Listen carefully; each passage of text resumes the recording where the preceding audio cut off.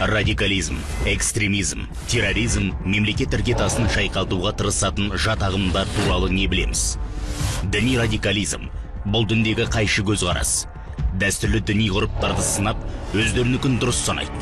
Халықтың дүниетанымына жат идеологияны таратып, қоғамның берекесін қашыруды көздейді. Өз көзқарастарын зорлық-зомбылық арқылы нығайтқысы келеді. Екпе егуден, армия қызметінен, медициналық қызметтен, зайырлы білім беру жүйесінен бас тартады. Экстремизм шеттеу, орталықтан ауытқу, белгіленген жерден тыс кету деген мағынаны білдіреді. Яғни қоғамдық және жалпы тәртіпті мойындамайды. Экстремистер өздерін ең таза, кіршіксіз деп санап, басқаның барлығын адасушыларға жатқызады. Терроризм, оның идеологиясы әрқашан зорлық-зомбылыққа негізделген.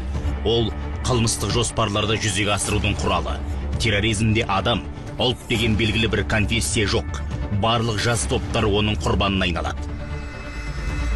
Қазақстан Республикасының аумағында адамның жынысы, ар-ожданы, ұлты, діни наным сенімін қорлауға, қатыгездік танытуға тыйым салынады. Бақ, интернет порталдарында, көше және кез келген мекемеде Қазақстан Республикасында экстремистік деп танылған материалдар мен көзқарастарды таратуға тыйым салынады. Мемлекеттің өміршеңдігі мен жұмысына зардабын тигізетін әрекеттер мен зорлық-зомбылыққа шақыруға тыйым салынады.